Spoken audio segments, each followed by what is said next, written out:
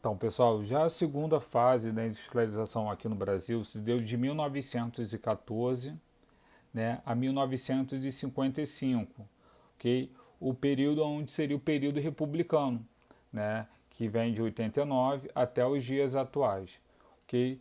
Então, a segunda fase se deu principalmente, né, com a Primeira Guerra Mundial, que foi de 1914 até 1918, que gerou uma crise de abastecimento com forte reflexo aqui no Brasil. Ou seja, os principais, né, exportadores de produto para o Brasil entraram em guerra e eles não teriam como, no caso, fornecer alimentos tanto para o Brasil, até porque eles teriam que ter, né, no caso, estoque suficiente para alimentar a população deles. Então, não havia nexo, né, enviar, no caso, comida para um país, né, no caso, até então, pouco tempo que se tornou independente. Tá ok? Então, com isso, né, teve consequências das dificuldades de importação. E o crescimento industrial teve um impulso.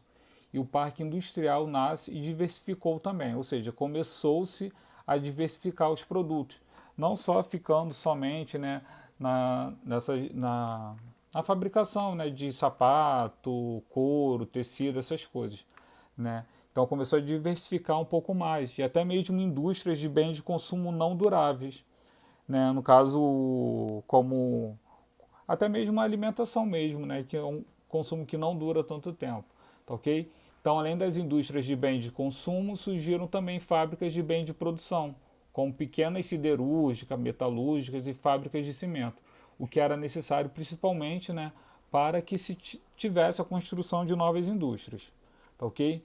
Então, houve a crise, né, de 1929, né, onde houve a grande recessão mundial. Então, a crise na produção industrial americana, que era um dos maiores parceiros comerciais do Brasil, né, caiu. Né, no caso, não teve como manter essa parceria, né, com os Estados Unidos por essa crise que existiu. Okay? A Segunda Guerra Mundial chegou, né, em 1939 até 1945, onde o processo industrial no Brasil pós-Segunda Guerra, né, se deu, né, cada vez mais, mas ocorreu alguns tipos de dificuldade de importar bens industrializados, principalmente dos Estados Unidos, tá ok? Então o Brasil se viu, né, no caso, se viu na importância de começar a substituir as importações e produzir seu próprio produto, vamos dizer, produto nacional, tá ok?